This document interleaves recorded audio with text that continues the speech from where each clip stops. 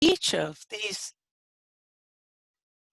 these follicles then makes some estrogen, and the collective estrogen level, therefore, can become quite high. So that's the physiology. We're not going to have any more heavy-duty stuff like that.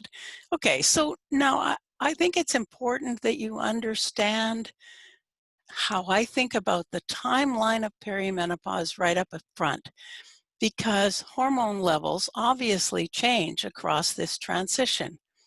So there's a very long part of the transition that I call very early perimenopause, when, and this is the characteristic, cycles still are regular.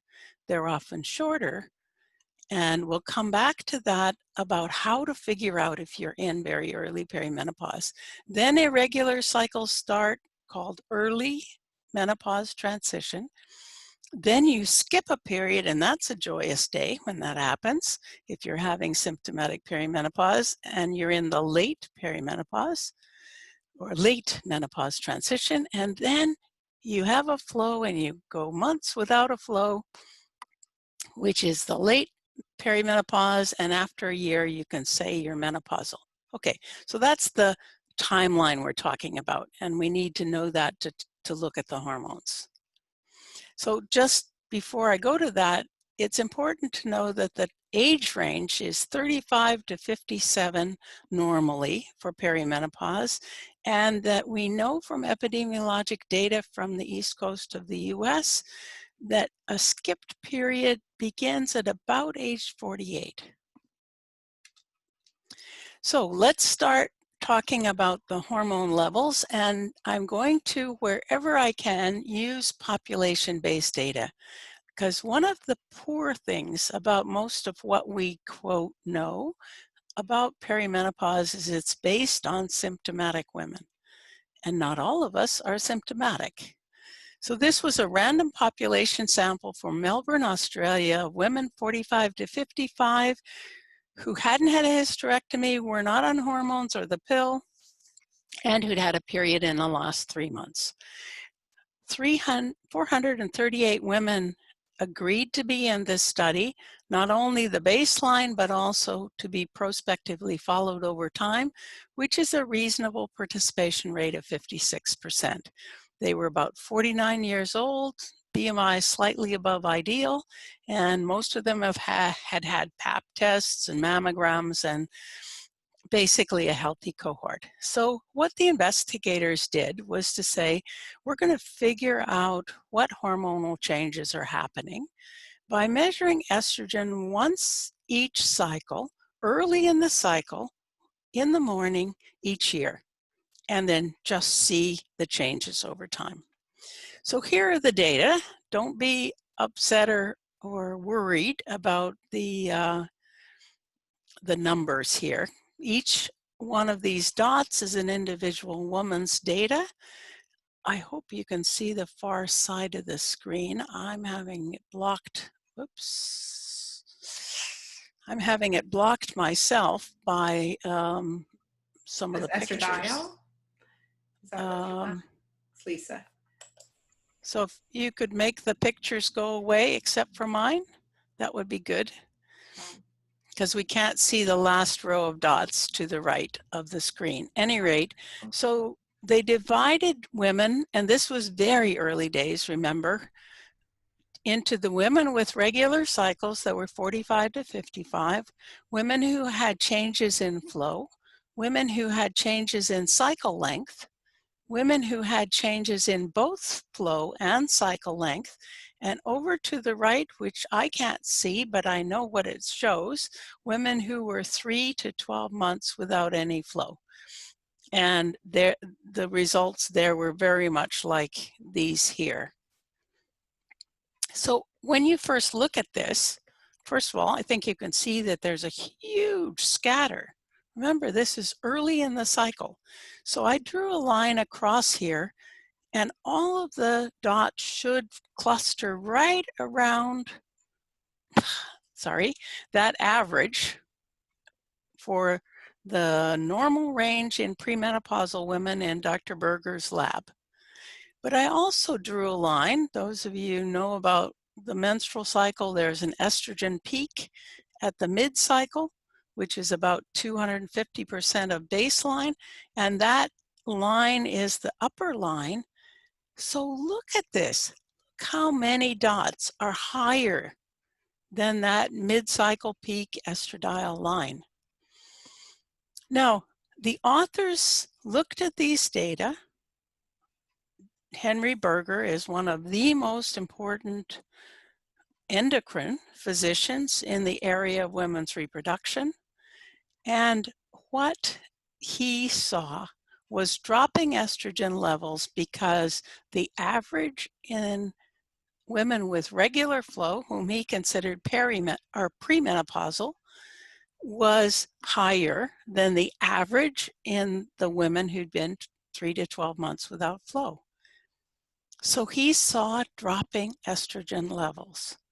But when I got this journal, I opened it and I saw this figure and I said, yes, because I knew from my own experience that my hormone levels were high in very early perimenopause, where I was then.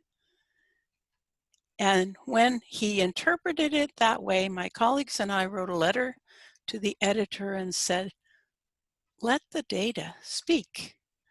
Say what you show.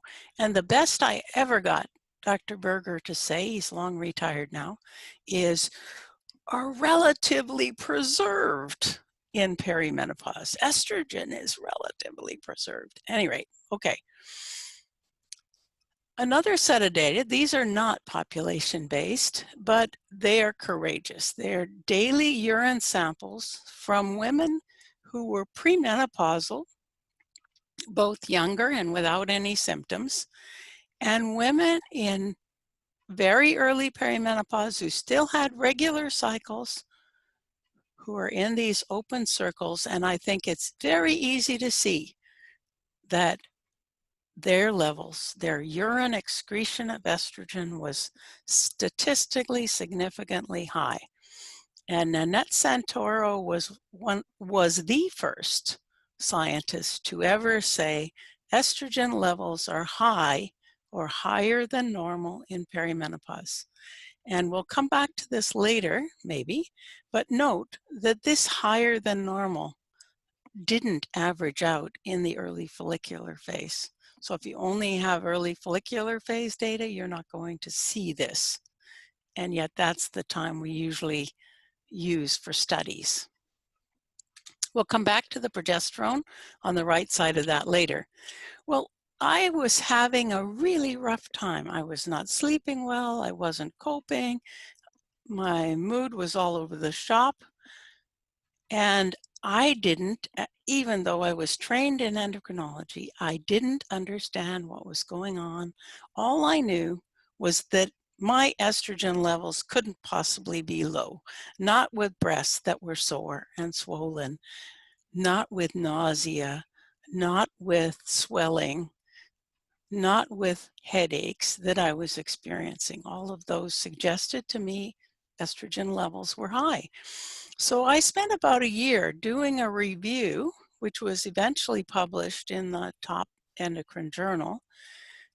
And what I'm showing you here is a meta-analysis of observational studies within center women being compared, of premenopausal in the dark bars and perimenopausal in the light bars in the early follicular phase. And here we can show a statistically significantly higher level of estradiol in perimenopause.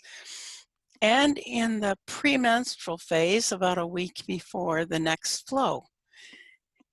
Though there aren't very many women here who are in the perimenopause age range, it was a highly statistically significant difference.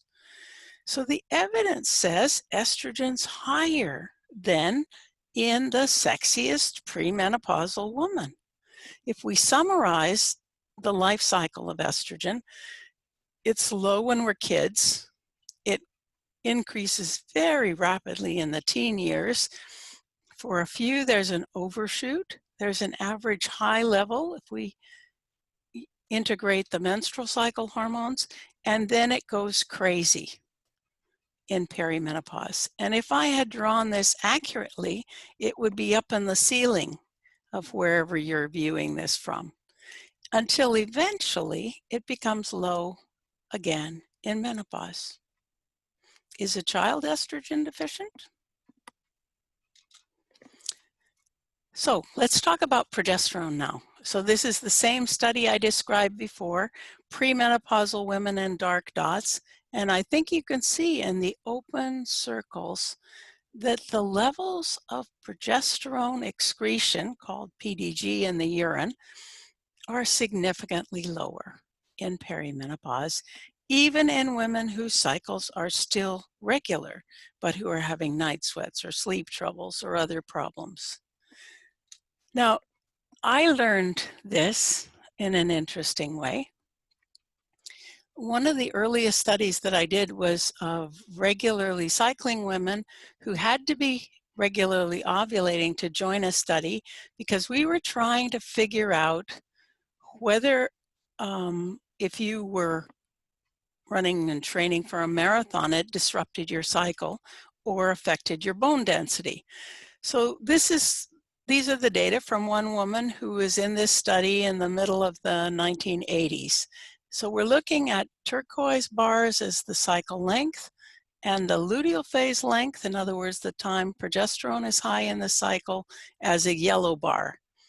Now, using the quantitative basal temperature, which means taking the old-fashioned temperature in the morning tool that's been used for generations and making it into a statistically evaluated test.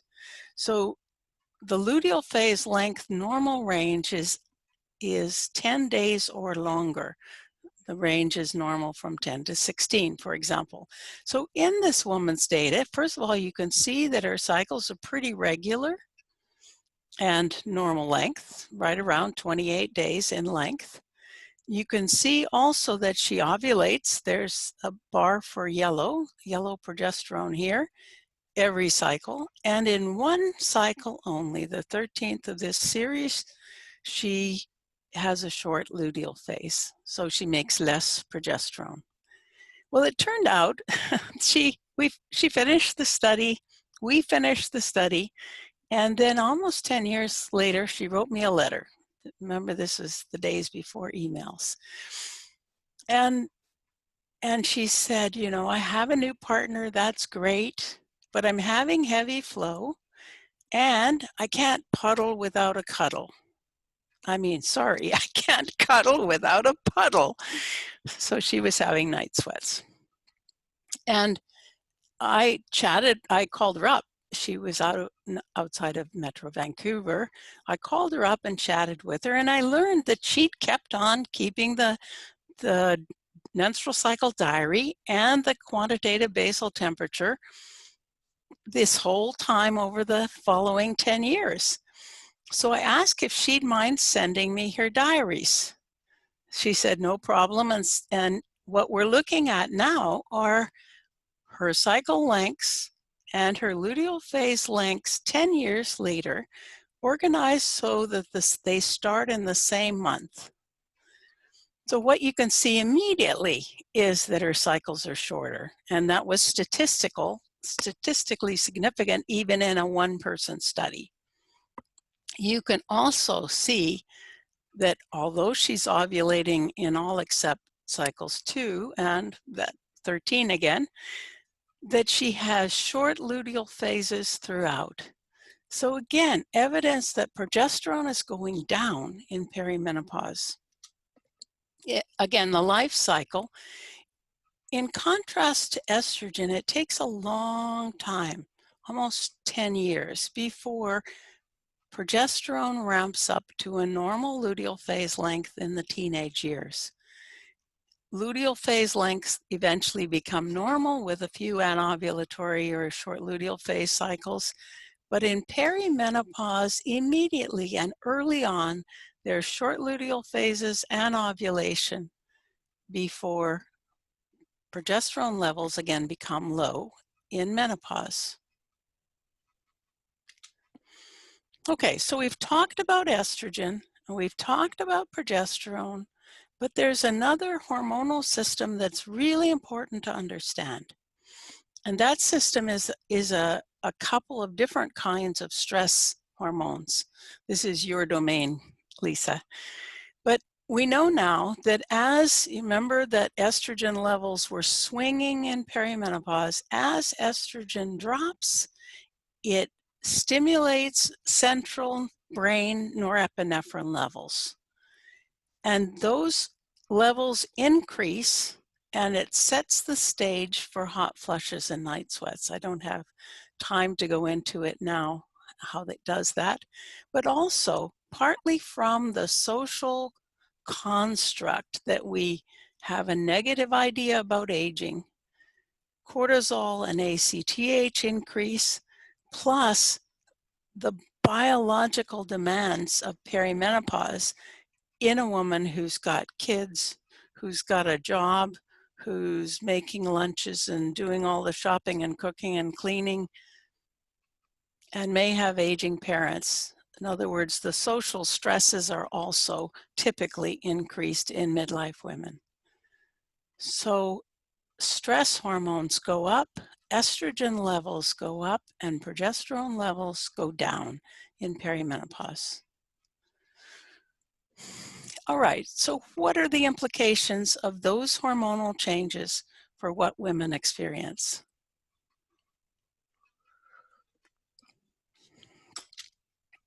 Well, first of all, let me reassure you.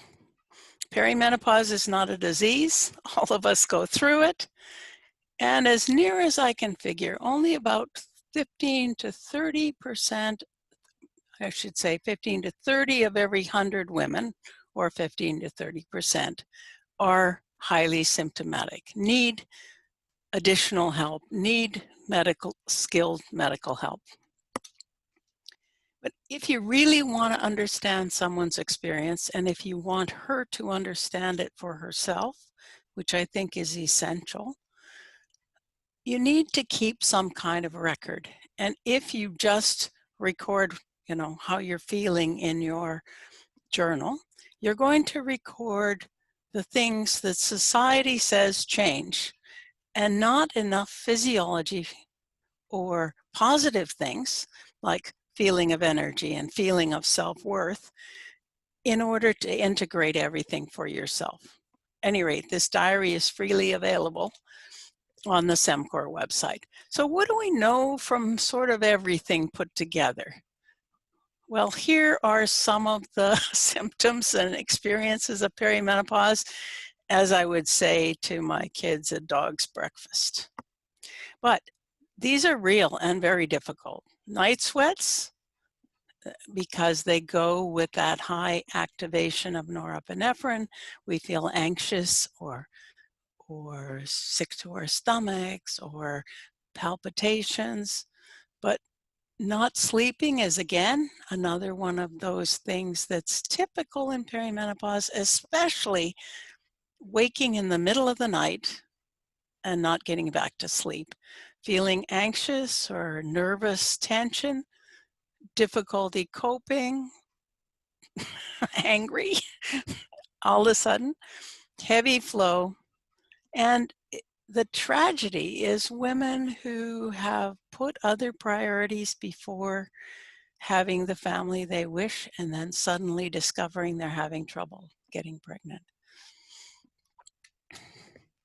But I want to give you not just, collected anecdotal stuff.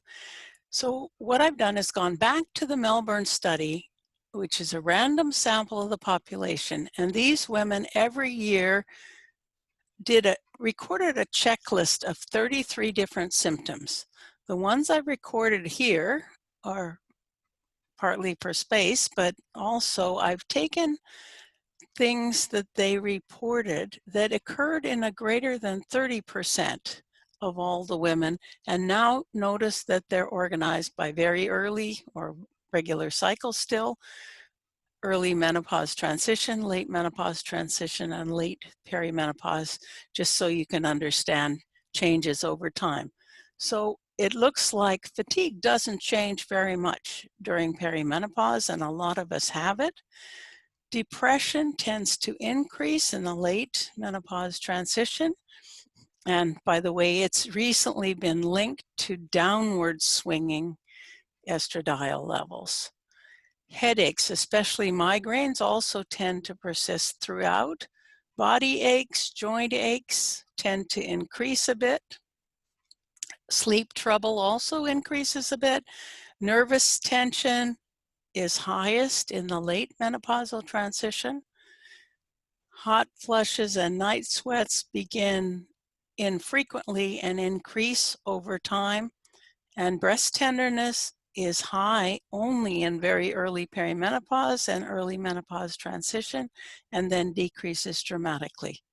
What's interesting is that of these women, 47% had 5 or more of these unwanted experience changes.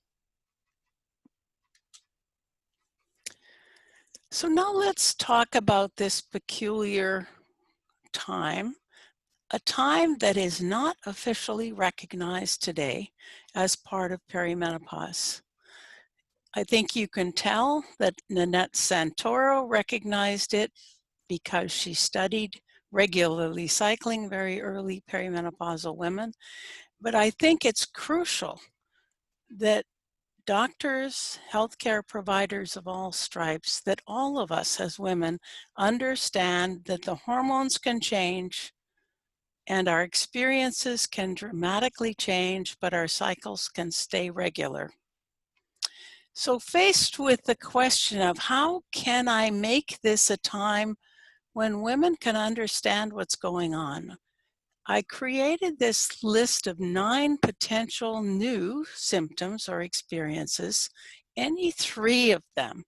And you can say, I'm now in perimenopause, even though my cycle's regular. We've talked about heavy or longer flow, shorter menstrual cycles that go with higher estrogen levels, sore breasts, mid-sleep wakening, increased cramps. The interesting thing is I didn't know that, and I took cramps off the perimenopause diary and had to put it back on again. Onset of night sweats, and these can be very unusual in that they tend to cluster around before, during, and after the period. Remember, it's still regular. And actually, I came to know for sure that my period was coming when I got a night sweat in the night before, and then I knew flow would start the next day. Increased migraine headaches, and these headaches do not respond to the usual migraine therapy. You need to understand they're part of perimenopause in order to effectively treat them. New or increased PMS. In fact, most of the women in PMS clinics in the 90s were in their mid to late 30s or early 40s and probably in early perimenopause, and nobody figured that out. Or weight gain without, speaking honestly now, substantive changes in exercise or eating. Believe me, it can occur, and it does. So using these 3 allows a woman to make a diagnosis for herself, whether or not her family doctor agrees with her. Well, another thing that can happen is the breasts can get bigger. This is the same woman, the same breast, 5 years later, the same day of the menstrual cycle, and the same X-ray techniques. And I don't think you have to measure to know the breast is larger. Let me tell you, low estrogen doesn't do that. Okay, so we've talked about perimenopause as something that's turbulent, that's confusing, that's difficult, but that includes some very real medical problems like migraines, like flooding menstruation for a third of women very early in perimenopause or in the early menopause transition. What evidence-based therapy has Health Canada approved? Unfortunately, that's the situation, and that's why I care about it. So what would my sort of accumulated understanding be of things that are going to be helpful? Now I'm speaking as someone who had the personal experience, as someone who saw many of the most symptomatic perimenopausal women when I was clinically taking care of women in perimenopause, and who's stayed up to date with the literature. What is going to help? So just a reminder that estrogen is too high and progesterone is too low for most of perimenopause, and that these two hormones are meant to be in balance, and women are healthy and feel well only when they're in balance. So my suggestion is oral micronized progesterone for the woman whose cycles are regular, who's having trouble coping in very early perimenopause, who's got night sweats waking her before flow. And as a clinician, I would extend these 14 days of oral micronized progesterone until the flow began, so that it would cover those days of the night sweats. But at least 14 days of physiologic dose, 300 milligrams at bedtime. And bedtime, because progesterone's major side effect, in quotes, is that it beneficially improves deep sleep. That's been shown in randomized controlled trials in men and multiple times in women.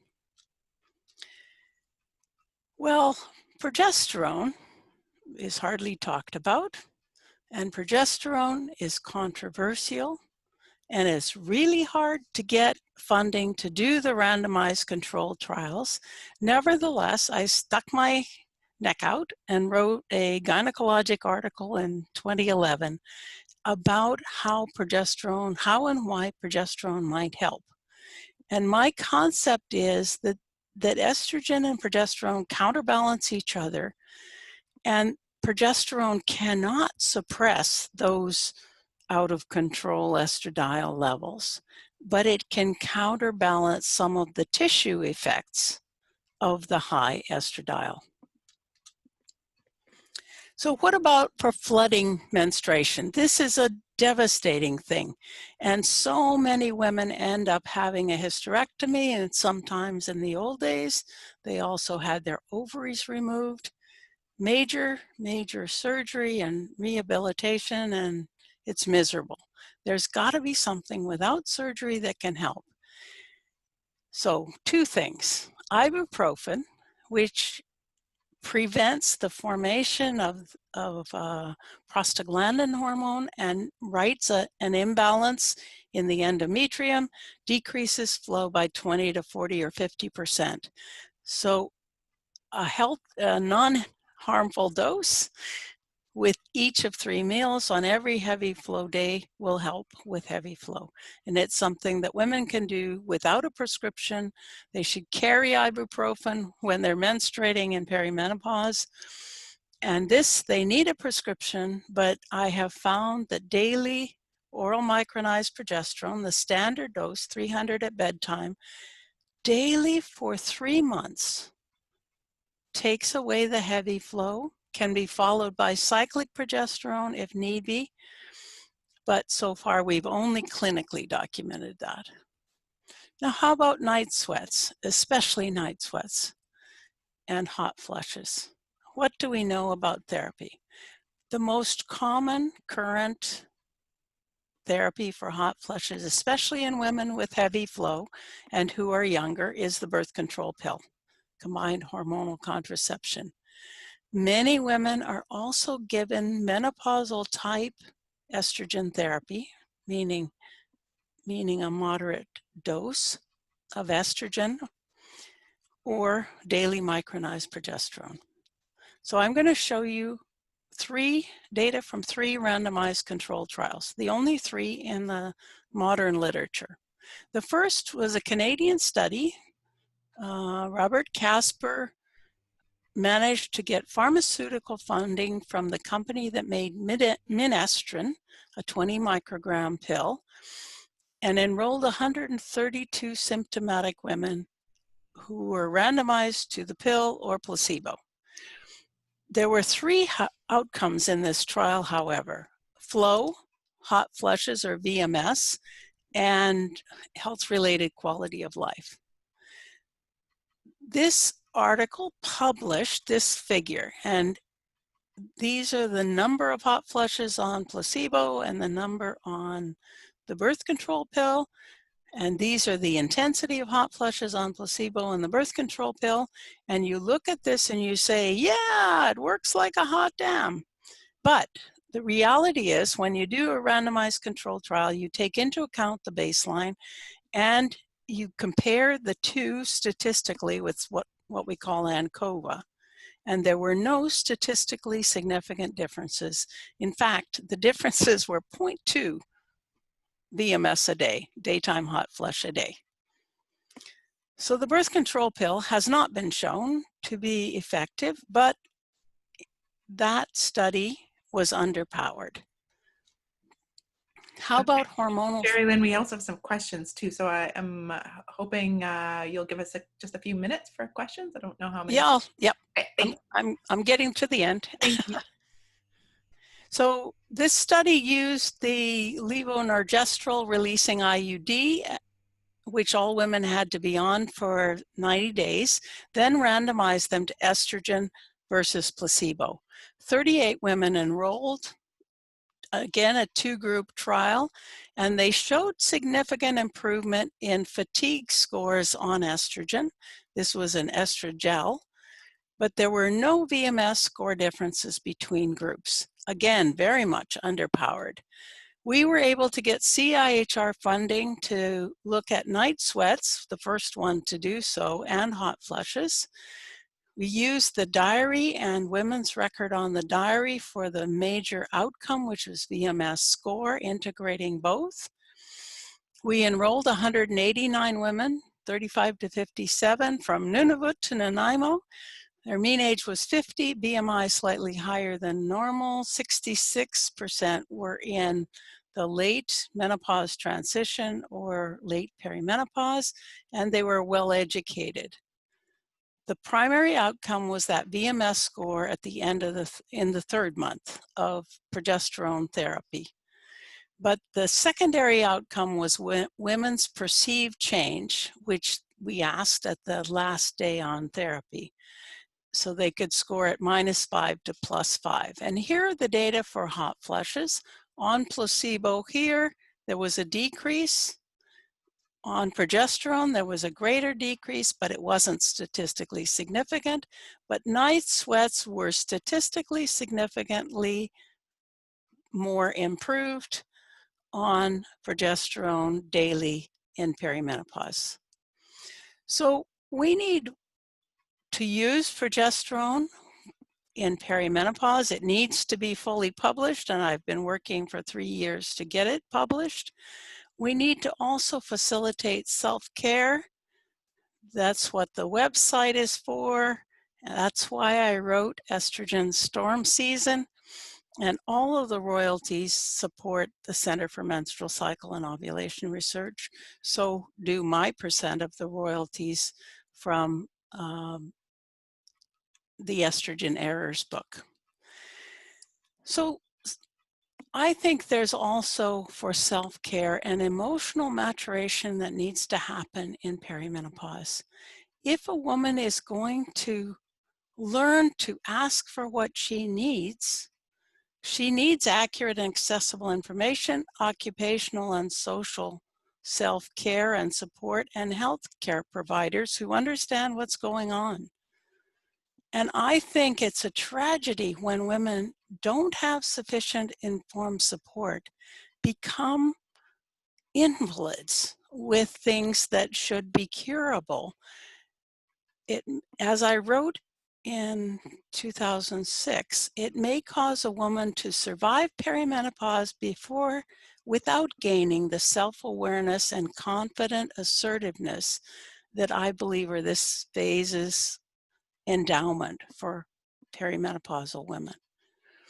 So strategies, we need to understand women need to know they're not old, they have many years ahead, they'll survive, they should avoid estrogen therapy, even the patch, learn to take care of themselves, walk, exercise, practice mindfulness related to the experiences of perimenopause, and use cyclic or daily progesterone if needed. So now I'm happy to take some questions, and then I'd like to conclude at the end of the questions. Sure. Thank you, Jerilynn. We intentionally mute everyone. Sorry about that. So they have to use Slido. So I will ask the two big questions that are here because I'm cognizant of time. But I think I just wanted to say, thank you so much, because what I really noticed was, when I was a young preteen, lots of information on my menstrual cycle, lots of pamphlets that you could get at the doctor's office. My mom gave them to me too, but like very little about perimenopause. And that's a problem because we're all going to go through it. One of the top questions here is, for women with IUDs and no monthly flows, what are the next best physical indicators of perimenopause? Are there risks to continuing the use of an IUD into perimenopause as well? Okay, I assume if the periods have gone away, that it's a progestin-eluting IUD. So it's changing the endocrinology of the lining of the uterus, but it isn't changing the whole body's endocrinology. So you still have things like sore breasts and migraine headaches and night sweats and sleep problems that can indicate to you that you're in perimenopause. The most reliable physical indicator of high estrogen, if you take away this stretchy mucus, which happens at mid-cycle and which the IUD takes away, is sore breast. So if you push into the front of your breast like this and it's sore at all, your estrogen levels are high. Oh, thank you. How's that for an embarrassing thing to do? No, that's, thank you for the visual. It's not embarrassing at all. We have to be able to talk about these things. Exactly. The next question is really interesting. Could you please give us your, and I'm sure we're going to get a good answer, your opinion on why this is not being taught in med school or during residency? Sorry, that's a loaded question. Yes, it's a difficult question, and I in part I understand it, because we as humans tend to believe the people who originally taught us and the people we trust. And there's a whole lot of doctors who were taught the decline of life kind of concept, the deprivation and the stigmata kind of approach, both to women and to our women's health. But well, there's a colleague of mine who wrote an article and said that gynecologists are in love with estrogen. It's and the subtitle was, "It's a matter of the heart." And I would have to say that's my answer. Okay. I mean, I do think my understanding is that there aren't that many weeks even devoted to women's health in general in medical school, and that is a problem. So, I think there's very limited even in terms of pregnancy, but menopause, menstrual cycle, all of those should be talked about, you think, a little bit more in depth.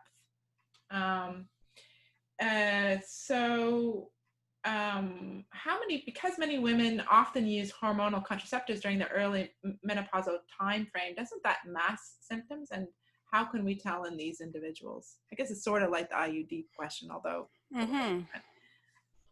I think the most important thing is to take a break from using hormonal contraception. One, if you haven't done it before, so you can learn about your own cycle. That kind of tracking, that diary that I made so many decades ago, I think really helps us to understand our own bodies. especially since it includes physiologic things, but it includes emotional, social things as well. So I would say take a break from the birth control pill, both for safety reasons. In Canada, it is not recommended to use the birth control pill in women over 35, and especially if they're heavy or they smoke. Okay. Also, it's 1 o'clock, so I have one other little pet question, which is, do the ovaries really cease producing hormones? No, Right. no, they don't. I The think that's outer really coat interesting. of the ovary Yeah. continues to make androgens. Yeah. I think Can I that's super finish? interesting. Yes, now you can show your final Okay, slide. so perimenopause and menopause share night sweats and hot flushes, but are very different. Early perimenopause is crucial. Night sweats, heavy flow, all of those things happen despite regular menstruation, and when that happens, estradiol levels are high. Accurate information that fits with women's experience is extremely important. We have to not only do self-care, but learn to care for ourselves. And progesterone will safely help, and I can show you evidence about that. The good news is we all graduate into menopause. But I'm ending with these wise words from one of my favorite authors, Ursula Le Guin, who writes fantasy novels I've been reading since I was a kid. Me The too. perimenopausal woman has to change her life.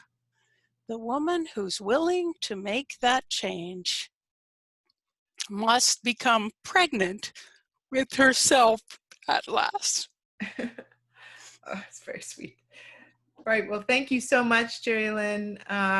Those of you on the call, you can't unmute yourself, but you can show your appreciation with the reactions, which is on your lower right if you feel like clapping or doing a thumbs up. It's always nice to see some visual waves and things like that. So thank you so much, Jerilynn. Thank you so much for your time and your wisdom. And with that, cognizant of time, I will end the session. So thank you. I can clap. You can hear me clap. Thank you all. Thanks, Jerilynn.